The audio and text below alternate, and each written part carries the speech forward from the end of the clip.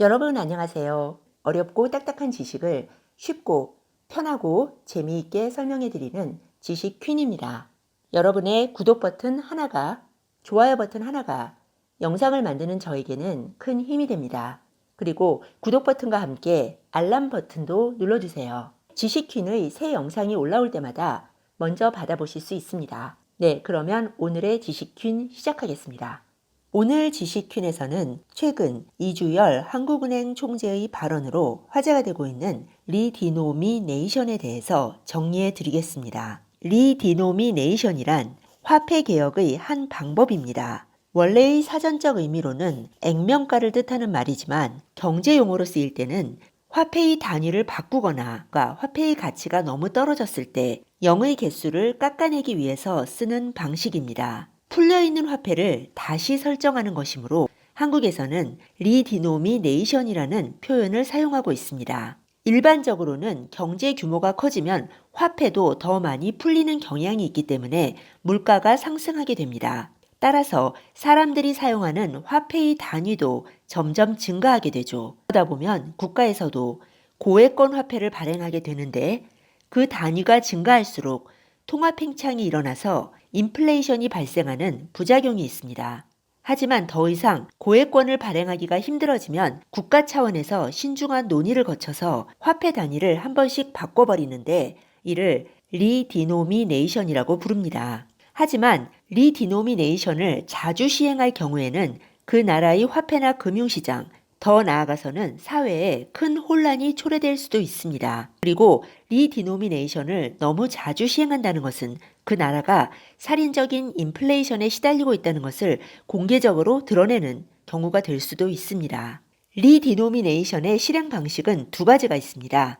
보통은 화폐 단위에서 0을 몇 개 지우는 방식으로 이루어집니다. 순전히 통화 팽창으로 인해 풀린 돈이 많아지면 거래 시 편의를 위해서 고액권을 선호하기 때문에 저액권을 사람들이 사용하지 않아서 묻혀버리게 되는 그런 부작용이 있습니다. 따라서 이를 한꺼번에 정리하기 위해서 화폐 단위에서 0을 몇 개 지우는 리디노미네이션을 실시합니다.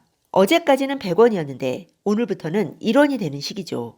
이 경우에는 국권의 사용 기간과 교환 기간을 지정하며 단순한 신권 발행과는 차별화됩니다. 또 다른 방식은 단위를 아예 바꿔버리는 것입니다. 국내에서는 일제강점기의 N에서 미군정 하에서의 원으로 1차 개혁이 이루어졌었고 그 후에 대한민국의 환으로 2차 개혁, 또 대한민국의 원으로 3차 개혁이 이루어진 사례가 있습니다. 그리고 해외에서 최근에 일어난 사례로는 유로가 있습니다. 화폐의 단위를 바꿀 경우에는 굳이 인플레이션 해소가 목적은 아니므로 1대1 교환이 이루어질 수도 있고 또는 상당히 복잡한 교환값도 일어날 수 있습니다. 하지만 교체 비용과 사회적 파장이 단순히 0을 지우는 것보다 훨씬 크므로 매우 신중해야 합니다. 초인플레이션의 경우에는 리디노미네이션을 한 차례 거치는 것으로는 충분하지 않으며 몇 차례를 거쳐서 겨우 해소되는 것이 보통입니다. 브라질이나 페루 등의 남미 국가가 대표적입니다. 폴란드나 터키처럼 강력한 리디노미네이션 한 번으로 인플레이션을 잡는 경우도 있었습니다. 하지만 화폐 개혁에는 큰 부작용이 존재합니다. 화폐 시스템을 교체하는 데 소요되는 막대한 자원과 국민 생활의 불편,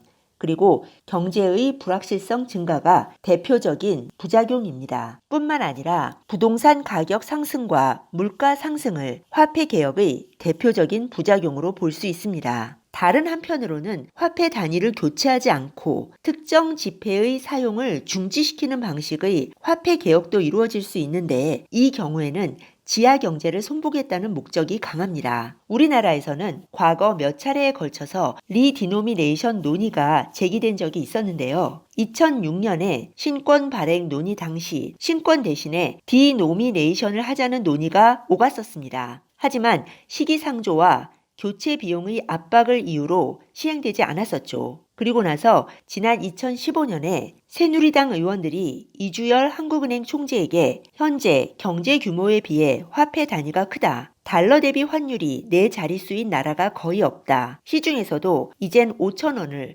5.0 단위로 표현한다라는 이유로 리디노미네이션이 필요하지 않겠느냐는 질문을 했었고, 당시 이주열 한은 총재도 필요성에 공감하고 있지만 한국은행이 독단적으로 결정할 문제는 아니라고 답했습니다. 한은 총재의 입에서 직접 나온 말인 만큼 이 발언이 이슈화되었고, 그에 따라서 리디노미네이션에 대한 관심도 높아졌습니다. 하지만 한국은행에서는 공식적으로 리디노미네이션 추진 의사를 표명한 것은 절대 아니다 라는 입장을 표명했었죠. 사실 한국 화폐의 단위가 선진국 치고는 상당히 큰 것은 사실입니다. OECD 중위 가처분 소득 문서의 표를 보면 대한민국 원화의 단위가 유일하게 1000만 단위까지 있어서 제일 큰 것을 확인할 수 있습니다. 일단 화폐의 단위가 크면 여러 가지 애로사항이 많은 것도 사실입니다. 특히 서구권의 외국인들은 우리나라 화폐의 단위가 너무 커서 읽기가 힘들다고 불편함을 토로하는 경우가 많습니다.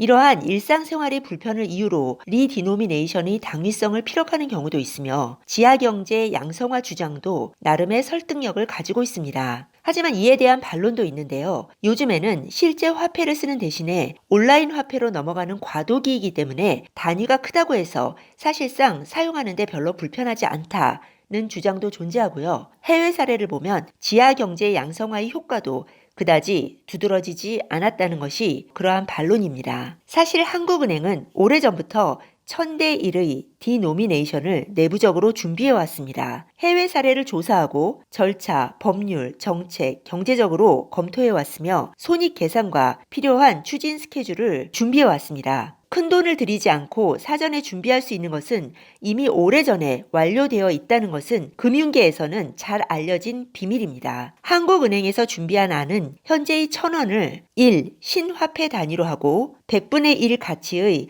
보조화폐 단위를 도입하는 안을 가지고 있습니다. 마치 미국 1달러가 100센트와 같은 관계인 것이죠. 한국 경제는 현재 경기 침체 우려가 있는 만큼 리디노미네이션을 실시할 수 있는 경제적인 조건은 이미 무르익었다고 볼 수 있습니다. 하지만 누구도 리디노미네이션을 공개적으로 실시하자고 주장하는 사람이 없는 것은 정치적인 파장을 감당하기가 어려워서입니다. 하지만 전문가들은 리디노미네이션은 금전 등록기나 자판기 등 여러 새로운 장비나 소프트웨어를 바꿔야 하므로 상당한 신규 수요를 창출할 수 있으므로 부진한 국내 수요를 자극할 수 있는 좋은 방법이 될 수도 있기 때문에 가까운 미래에는 실시될 가능성이 상당히 높다고 보고 있습니다. 그리고 그 과정에서 유로화의 도입처럼 3년에서 5년에 걸친 단계적인 도입으로 경제 충격을 최소화할 수 있다고 보고 있습니다. 유로화 도입도 초창기에는 우려가 많았지만 결과적으로는 매우 성공적으로 평가되고 있습니다. 현재 한국은행에서는 1000대 1의 화폐 단위 변경을 연구 중이지만 한국의 숫자 체계로는 4자리인 1만 대 1의 리디노미네이션이 더 직관적이라는 의견이 존재합니다. 한국은 숫자를 4자리 단위로 끊어 부르므로 1만 대 1이 훨씬 이해하기 쉽다는 것이죠. 즉, 과거 1조 원이 1억이 되고 1억은 1만 원이 되고 만 원이 1 신단위가 되므로 이해하거나 환산하기가 매우 쉽습니다. 이런 식으로 만대 1의 리디노미네이션이 실시되면 한국의 1년 국가 예산은 400억 단위가 되고 아파트 한 채는 수만 단위가 되고 평범한 근로자의 월급은 수백 단위가 됩니다. 현재 1미국 달러가 1140원 정도의 환율이기 때문에 1만 원의 기본 단위가 다소 크지 않느냐는 그러한 지적도 있지만 현실적으로도 이미 한국 경제 생활에서는 1만 원이 일반인들의 생활 속에서 가격을 기억하고 거래하는 기본 인식 단위가 되어가고 있습니다. 즉, 웬만한 비용이나 가격은 만원 단위로 기억하고 계산하고 있으며 만원 이하는 이미 잔돈으로 취급되고 있는 것이죠. 그리고 원래 달러의 가치는 과거보다 엄청나게 하락했습니다. 약 100년 전의 미국 달러는 현재 가치로 약 8,000달러 정도이고 진짜 금화였습니다. 1970년대까지만 해도 금 1온스가 35달러로 현재 금 시세로 치면 1달러에 6만 원 정도이므로 1만 원 정도의 기본 단위가 결코 크다고 볼 수 없는 것이죠. 그러니 현실적으로 1만 원을 기본적 단위로 사용하고 1원을 보조 단위로 사용하는 것은 문제가 없습니다. 1만 원이면 대략 1시간 최저임금 부근이므로 이를 가치로 환산하기도 쉽습니다. 하지만 리디노미네이션에는 중요한 문제가 하나 있습니다. 가장 큰 문제는 현물 가치가 상승한다는 점입니다. 간단히 말해 돈보다는 부동산이나 기타 현물을 보유하고 있는 사람이 큰 득을 볼 가능성이 높아집니다. 현물의 가치는 화폐의 가치로 평가되지만 실제로는 리디노미네이션의 영향을 한 단계 거쳐서 받는 부동산 등은 그 가치가 적게 흔들리고 그런 만큼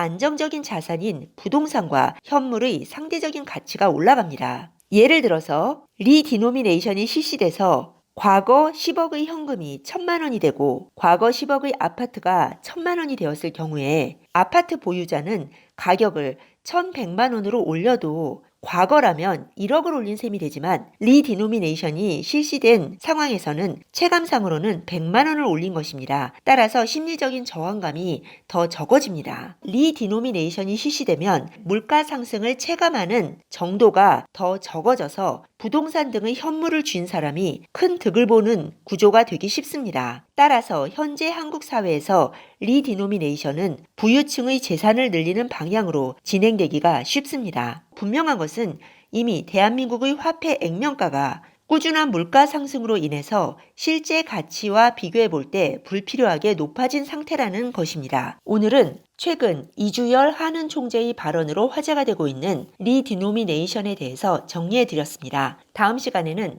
리디노미네이션의 영향에 대해서 조금 더 자세하게 설명해 드리겠습니다. 들어주셔서 감사합니다.